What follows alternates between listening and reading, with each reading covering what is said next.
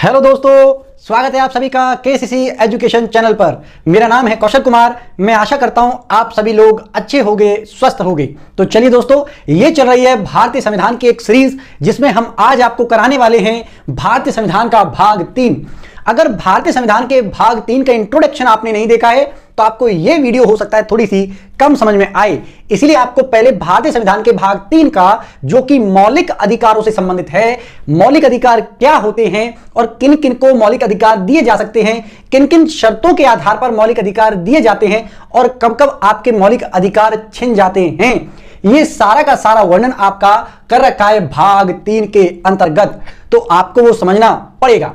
तो चलिए आज हम बात करते हैं आपका भाग 3 के ऊपर। कि भाग 3 में हमने आपको बताया था कि भाग 3 में अनुच्छेद 12 से लेके अनुच्छेद 35 तक मौलिक अधिकारों का वर्णन किया गया है। लेकिन फाइनली आपको यह भी समझ में आना चाहिए कि आखिर ये मौलिक अधिकार क्या है।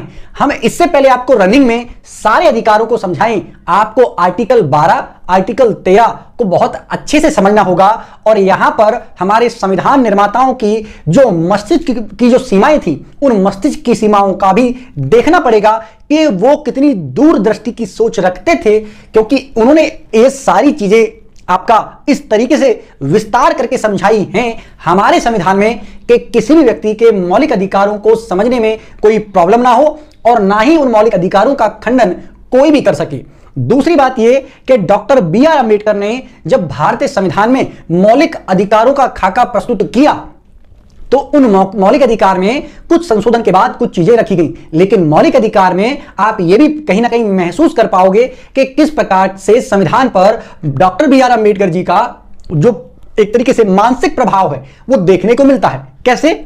जैसे कि आप आर्टिकल 14 पढ़ोगे, यानी कि आर्टिकल 14 पढ़ोगे तो पहले ही समानता का अधिकार देता है, आर्टिकल 14 से लेकर 18 तक। और पहला ही मौलिक अधिकार यही है, समानता का अधिकार।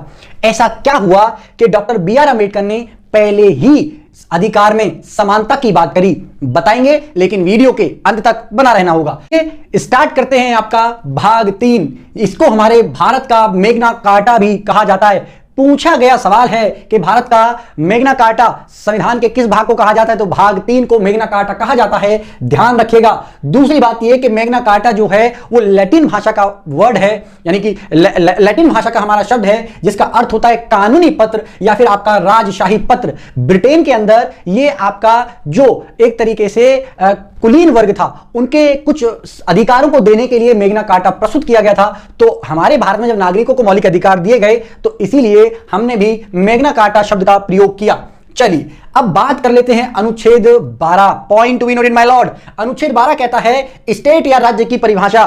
तो ध्यान रखिएगा, अनुच्छेद 12 में स्टेट या राज्य की परिभाषा दे रखी है, लेकिन इसके अंदर जो छिपी हुई बात है वो क्या है कि राज्य ऐसा कोई कानून, पॉइंट टू बी नोटेड, राज्य की परिभाषा है, लेकिन राज्य ऐसा कोई कानून नहीं बनाएगा जिससे भारत के नागरिकों के मौलिक अधिकारों का खंडन होता हो। यदि वह ऐसा करता है तो वह कानून शून्य माना जाएगा।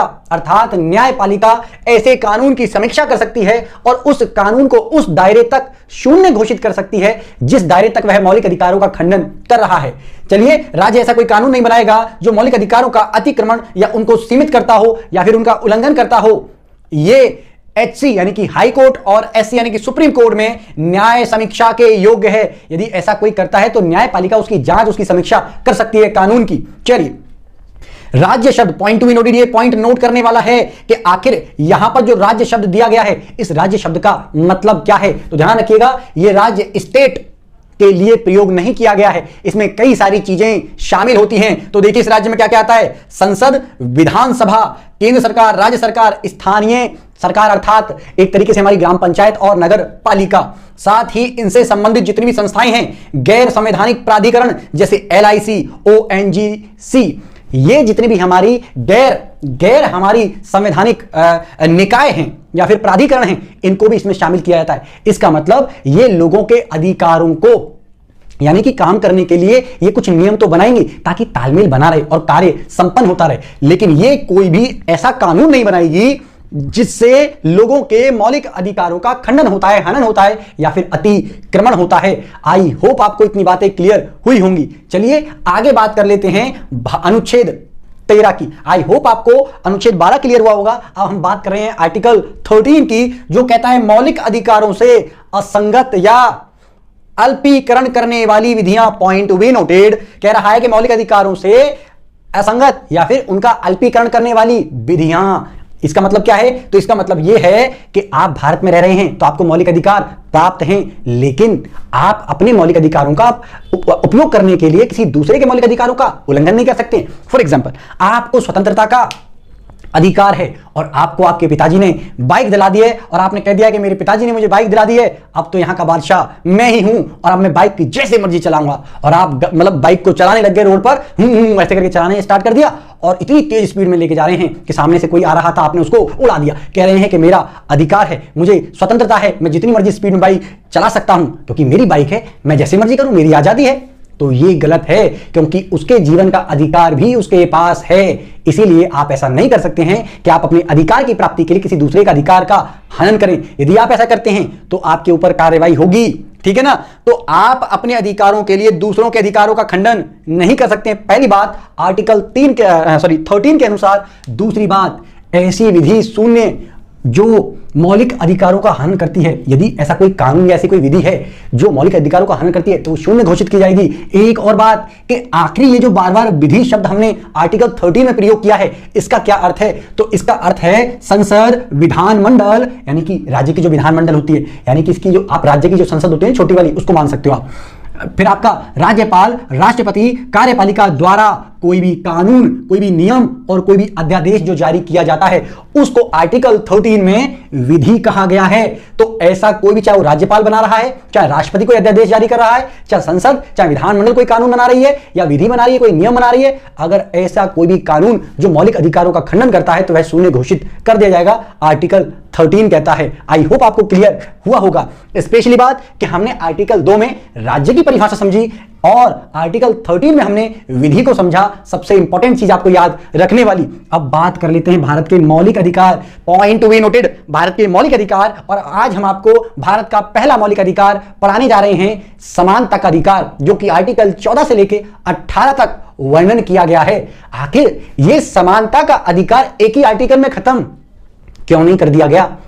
आप जरा देखिए कि समानता अगर कहना था तो एक ही वर्ड में क्लियर किया जा सकता था कि समानता मतलब समानता, बात खत्म। लेकिन आर्टिकल 14, 15, 16, 17, 18 ये आर्टिकल में, मतलब 14 से लेकर 18 आर्टिकल में आखिर अंबेडकर महोदय को ऐसा क्या जरूरत पड़ गई कि इतना विस्तार से इसका वर्णन करना पड़ा? क्योंकि आप सभी को पता है कि उनके साथ स्टार्टिंग से ही, बचपन से ही जातिगत भेदभाव बहुत हुआ था, हर जगह पर हुआ था, सामाजिक क्षेत्र में, शैक्षिक क्षेत्र में, यहां तक कि आर्थिक क्षेत्र में। जिस क्षेत्र में भी वो गए उनके साथ बड़ी पीड़ा उनको झेलनी पड़ी अपनी जाति की वजह से। इसीलिए उन्होंने बड़े विस्तार करके एक एक पॉइंट को लिखा है। समझते हैं आपका आज आर्टिकल 14 को कि आर्टिकल 14 क्या कहता है। पहला मौलिक अधिकार समानता का अधिकार है। आर्टिकल 14 से लेकर 18 तक ही हमारा हम पढ़ेंगे और आज इसमें से हम पहला आर्टिकल पढ़ने जा रहे हैं, आर्टिकल आपका 14। आई होप आपको ये क्लियर हुआ होगा। आर्टिकल 14 में जब आप जाओगे तो आर्टिकल 14 को दो पार्ट में डिवाइड करके आपको पढ़ना है। पहला पार्ट जब आप देखोगे तो विधि के समक्ष समानता, जिसका सिद्धांत हमने कहां से लिया है? ब्रिटेन से। पॉइंट टू बी नोटेड, सवाल पूछा गया है कि विधि के समक्ष समता, विधि के समक्ष समता ये कहां से उठाया गया है? तो ये हमने ब्रिटेन से अडॉप्ट किया है। दूसरा पॉइंट ये कि इसके अंदर दूसरी बात ये है कि विधि या कानून के समान संरक्षण, समान संरक्षण का अधिकार हमने कहां से उठाया है? यूएसए से। मैं फिर बता रहा हूं, विधि के समक्ष समता और विधि के समक्ष समान संरक्षण का अधिकार हमने यूएसए से और ये ब्रिटेन से उठाया है। यहां तक कोई दिक्कत है? उठाया मतलब ये नहीं कि हमने वहां से लिया और यहां पर छाप दिया, बिल्कुल नहीं। गंदी मानसिकता है। कई सारे लोग कहते हैं कि हमने कॉपी पेस्ट कर लिया है। बिल्कुल कॉपी पेस्ट नहीं किया है। हाँ, हमने उनसे सीखा जरूर है और हमने डिक्टो ज्यों का त्यों नहीं उतार दिया है। हमने वहां देखते हुए और अपनी भारतीय परिस्थितियों का मतलब पूरा का पूरा निरीक्षण करने के बाद जो यहां पर अप्लाई हो सकता था, अनुकूलतम था, हमने वैसे ही मतलब उन अधिकारों को या उन नियमों को, कानूनों को हमने यहां पर विस्तार से मतलब लागू किया या अपनाया। चलिए, आपने यहां पर एक वर्ड देखा समता और एक वर्ड देखा आपने समान, समानता। तो क्या समता और समानता में अंतर होता है? जी हां, बिल्कुल होता है। तो आपको समझना है कि दो प्रकार, आर्टिकल जो 14 है वो दो प्रकार की चीजों की बात करता है, दो प्रकार की समानता। तो ये दो प्रकार की समानता मास्टर क्यों बात कर रहा है? इसलिए बात कर रहा है क्योंकि समता का मतलब होता है समता, समता का मतलब समानता नहीं होता है। समानता और समता अलग अलग है, समझ लेना। समता का अर्थ है कि एक समान लोगों के साथ समान व्यवहार किया जाएगा, एक समान लोगों के साथ समान व्यवहार किया जाएगा। इसका मतलब क्या है? समान बुद्धि वाले, समान शारीरिक रूप से, समान लैंगिक रूप से इनके साथ समान व्यवहार किया जाएगा। मैं माफी चाहता हूं अगर मैं कुछ गलत वर्ड अगर यूज कर लूं, क्योंकि मुझे समझ में नहीं आ रहा। आप जरा देखिएगा, मैं एग्जांपल दे रहा हूं, आप समझने का प्रयास। मैं माफी पहले ही चाहता हूं कि अगर कुछ मतलब ऐसा वर्ड बोल दूं जिससे किसी के दिल को ठेस पहुंचे। समझिए, मान लीजिए हम एक ऐसे दिव्यांग या अपंग व्यक्ति का हम एग्जाम्पल लेते हैं और उनकी रेस होती है जिनके पैर नहीं हैं, और एक ऐसे व्यक्ति के, स्वस्थ व्यक्ति के जिसके पैर हैं।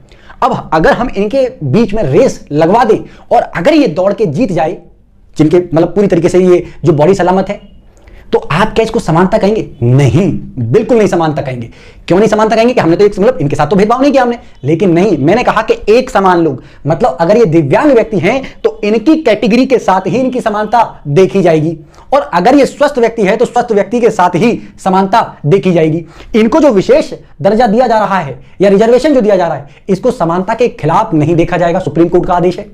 और अगर आप नहीं समझ पाओगे, आप नहीं मानोगे, तो फिर सुप्रीम कोर्ट आपसे बोलेगा कि क्या कौशल सर की आपने वीडियो नहीं देखी है? मास्टर इतनी मेहनत करता है, कहीं जाके गलती से आपने भाग 3 को समझ लिया होता तो आज जीवन में इतनी तकलीफें नहीं आती।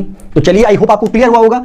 समता का मतलब है कि समान लोग और उनके साथ समानताएं, जबकि समानता का मतलब है कि सभी लोग बराबर हैं। समानता का मतलब है सभी लोग बराबर हैं, चाहे फिर वो फिजिकल चैलेंज व्यक्ति हैं या वो नॉर्मल व्यक्ति हैं, ये दोनों समान हैं। अगर इन दोनों को समान मानेंगे तो समानता, लेकिन एक जैसी योग्यता रखने वाले व्यक्तियों को एक मतलब उनमें समानता देखी जाएगी तो होगी हमारी समता। क्या होगी हमारी? समता। आई होप आपको ये बात क्लियर हुई होगी कि समता और समानता में क्या अंतर है। इसीलिए हमारे भारतीय संविधान में आर्टिकल 14 दो प्रकार की बातें करता है, एक तो समान लोगों के साथ समान व्यवहार की और प्रत्येक व्यक्ति के साथ समान व्यवहार की। आई होप आपको इतना क्लियर हुआ होगा। आगे बात कर लेते हैं। जैसे ये जो आर्टिकल 14 है, ये ना केवल नागरिकों को उपलब्ध है। आपने अभी तक सुना होगा कि जो हमारे जितने मौलिक अधिकार हैं वो केवल नागरिकों को प्राप्त हैं, लेकिन मैं आपको बता दूं कि आर्टिकल 14, ये सवाल पूछा गया है कि आर्टिकल 14 ना केवल नागरिकों को मिलता है बल्कि विदेशियों को भी मिलता है। तो देखो जरा फास्ट, नागरिक प्लस विदेशी दोनों को प्रदान किया जाता है। साथ ही व्यक्ति का पॉइंट टू बी नोटेड, मैंने अभी आर्टिकल 12 में राज्य का मतलब समझाया, आर्टिकल 13 में आपको विधि का अर्थ समझाया, अब आर्टिकल 14 में आपको व्यक्ति का मतलब समझा रहा हूं। व्यक्ति का मतलब आप इंसान से मत समझना, व्यक्ति का मतलब कि किसी और भी चीज से है। संविधान के अकॉर्डिंग किस किस से है? तो सांविधिक जितने भी हमारे निकाय हैं, कंपनियां हैं और पंजीकृत समितियां हैं और हमारी विधिक व्यक्ति, इन सभी को हमारा व्यक्ति के रूप में देखा जाता है और इनके साथ समानता का व्यवहार लागू होता है। आइए आगे बात करते हैं हमारा क्या कि विधि का शासन। विधि का शासन, विधि का शासन पूछा गया सवाल है एसएससी का। विधि का शासन हमारा किसने प्रतिपादित किया? तो ए.बी. डायसी, डायसी महोदय ने, जो कहां से बिलोंग करते थे? ब्रिटेन से बिलोंग करते थे, और इन्होंने विधि के शासन का प्रतिपादन किया जो कि हमारे भारत में भी लागू है। इन्होंने 3 बातें बताई, पहली, दूसरी और आपका तीसरी। पहली बात इन्होंने बताई कि समानता का अधिकार यह कहता है कि विधि का उल्लंघन करने पर ही दंड दिया जाएगा। यदि किसी व्यक्ति ने विधि यानी कि कानून का उल्लंघन नहीं किया है तो उसको दंड देने का अधिकार नहीं है। दूसरी बात कि कानून से ऊपर कोई नहीं है, कानून से ऊपर कोई नहीं है। कानून की नजर में सब व्यक्ति समान है, चाहे वो अमीर है, चाहे गरीब है, चाहे ऊंचा है, चाहे नीचा है, कैसा भी है, चाहे वो फिर राष्ट्रपति क्यों ना सही और एक मजदूर क्यों ना सही। कानून की आंखों में पट्टी इसलिए बांध देते, भाई मुझे नहीं पता क्या है, क्या हो रहा है मुझे नहीं पता, आप कौन हो, प्रधानमंत्री हो, राष्ट्रपति हो, मुझे मतलब नहीं, मेरे लिए तो आप सब समान है, इसलिए कानून अंधा होता है।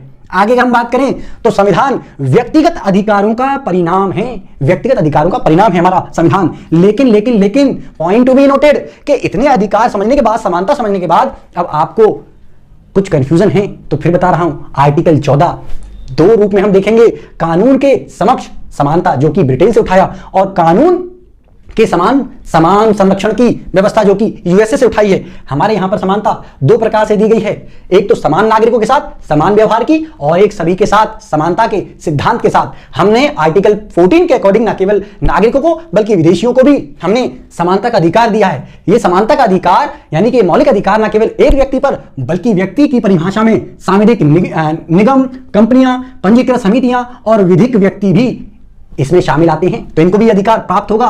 फिर हमने विधि का शासन बताया कि विधि का शासन का प्रतिपादन डायसी महोदय ने किया है और इन्होंने 3 बातें बताई कि जब तक आप किसी को दंड नहीं दे सकते जब तक उसने कोई अपराध नहीं किया है या फिर विधि का उल्लंघन यानी कानून का उल्लंघन नहीं किया है। कानून के सामने सभी व्यक्ति समान है, कानून से बढ़कर कोई नहीं है और संविधान व्यक्तिगत अधिकारों का परिणाम है। और अब बात करते हैं हम संविधान के कुछ अपवादों के ऊपर कि कभी कभी आपको ऐसे देखने को मिलेंगी चीजें कि कभी कभी लगेगा यार यहां समानता कहां गई, यहां तो समानता है ही नहीं, यहां तो समानता का सीधा सीधा खंडन किया जा रहा है, इनको विशेष अधिकार क्यों दिए जा रहे हैं। लेकिन हमारे संविधान में वैसा ही प्रावधान है। क्या किया जा सकता है, जैसे article 361 point to be noted, article 361 में राज्यपाल और राष्ट्रपति से संबंधित कुछ विशेष शक्तियां हैं।